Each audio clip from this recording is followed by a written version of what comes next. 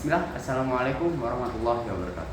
Alhamdulillah, nahmaduhu wa nasta'inuhu wa nastaghfiruh wa na'udzu billahi min syururi anfusina wa min sayyiati a'malina. May yahdihillahu fala mudilla lahu wa may yudlil fala hadiya lahu. Asyhadu an la ilaha illallah wa asyhadu anna Muhammadan rasulullah. Amma ba'd. Oke. Halo teman-teman. Jadi saya di sini akan membawakan cerita mengenai perang Uhud. Ya, perang Uhud. Jadi teman-teman ada yang sudah tahu atau belum? Oke, tolong tulis di komentar. Oke, jadi perang Uhud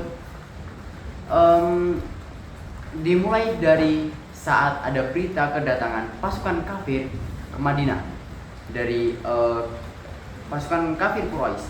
Itu pun sampai kepada Rasulullah SAW. Lalu Rasulullah SAW mulai berjaga-jaga di sekitar Masjid Nabawi karena khawatir ada serangan mendadak dari kafir Quraisy. Kemudian Rasulullah SAW mengadakan musyawarah dengan pasukannya mengenai bagaimana menurut kalian, apakah menetap di Madinah atau kita tempatkan para ibu-ibu para umu-umu dan anak-anak di Atom. Dan apabila musuh tetap bertahan, maka mereka bertahan dalam suasana buruk. Jika mereka masuk Madinah untuk menyerang kita, maka kita perangi mereka melalui lorong-lorong jalan yang kita kuasai, dan kita serang mereka dengan panah dari atap-atap.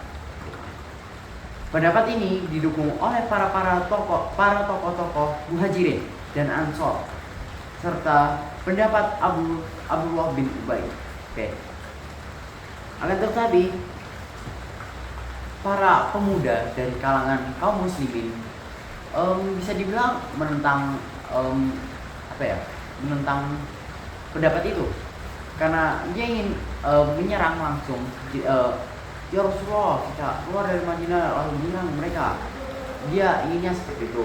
Nah, jadi setelah itu ada seseorang dari kaum muslimin yang berkata,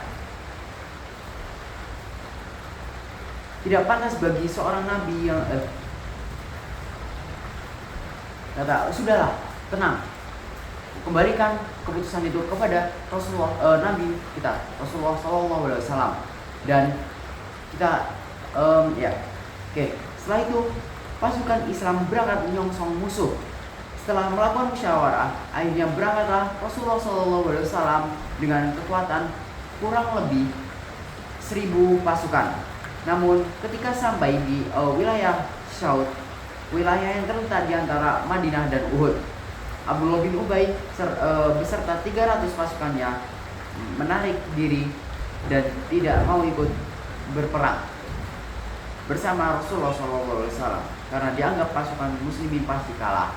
Oke, jadi pasukan Abdullah bin Ubay 300 orang termasuk Abdullah bin Ubay, mereka bisa dibilang balik ya.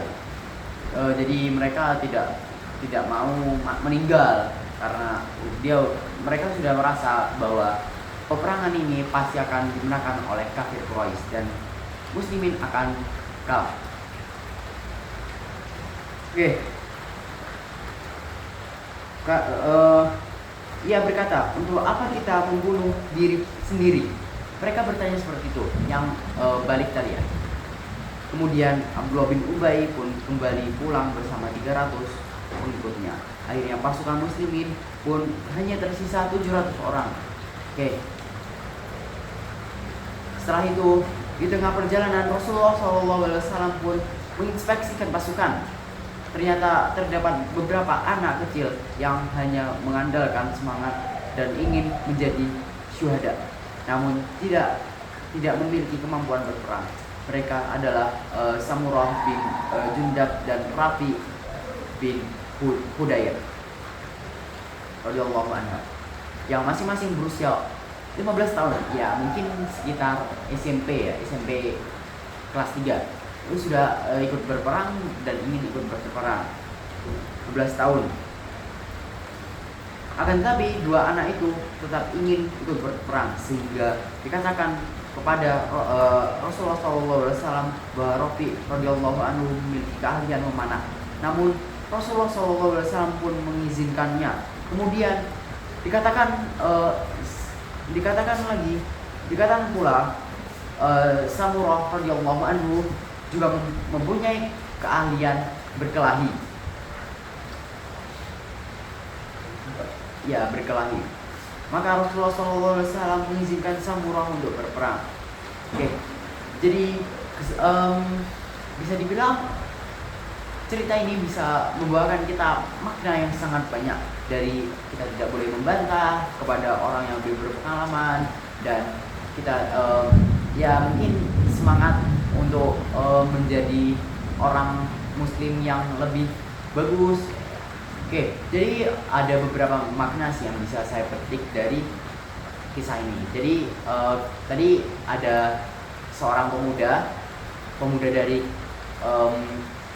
muslimin berkata bahwa kita harus pergi keluar dari Madinah untuk menyerang pasukan Quraisy. Nah, itu mungkin bisa dibilang tidak bagus ya, karena ya keputusan ada di tangan Nabi SAW dan tidak bisa diubah-ubah.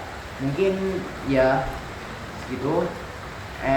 Habis itu ada dari semangat dari anak-anak yang berusia 15 tahun, dia bisa dibilang dia masih kecil lah, masih seumuran saya, SMP seperti itu.